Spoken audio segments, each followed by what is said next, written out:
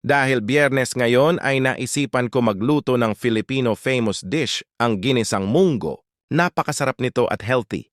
At napakadali lang din nito lutuin. Tara at samahan niyo ako magluto.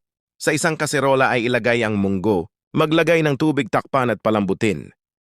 Makalipas ang ilang minuto ay pwede na yan. I-set aside mo lang yan. Sa isang kaserola ay naglagay lang ako ng kaunting mantika, gisahin ang bawang, sibuyas at kamatis hanggang sa lumabas ang aroma. At siya nga pala, kung gusto mo ng mga ganitong video ay mag-subscribe ka na at i-like mo na din ang video na ito. Maraming salamat. At pag nagisa mo na, ilagay ang karne ng baboy, gisahin mo lang yan ng maigi. At may ideya ka ba kung bakit tuwing Biyernes ito madalas na lutuin? Mag-comment ka lang dyan. Maraming salamat. At pag ganyan na ang itsura niyan, pwede na yan timplahan ng patis at paminta. Hintayin mo lang na kumapit sa karne ang mga pampalasa at ilagay na ang munggo na pinalambot natin kanina. Haluin mo lang yan ng bahagya.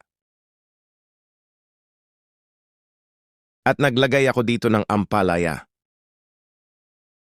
Haluin muli at maglagay ng tubig. Takpan mo lang yan at lutuin ng mga ilang minuto. Nang kumulo ay naglagay ako ng Knorr Cubes pork flavor. At naglagay din ako dyan ng hipon, dagdag pampalasa. At kung umabot ka dito, ay baka pwede mo naman i-comment kung taga saan ka para naman malaman ko kung saan umabot ang video na ito. Maraming salamat. At makalipas ang ilang minuto ay inilagay ko na ang mga natitirang gulay, ang malunggay at dahon ng ampalaya.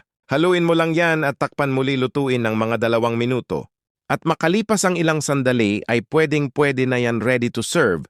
Tignan mo naman yan, napakasarap! At kung nagustuhan mo ang video na ito, huwag mo kalimutan mag-subscribe at mag-like at i-save mo na din ito. Maraming salamat. Hanggang dito na lang, hanggang sa muli. Paalam.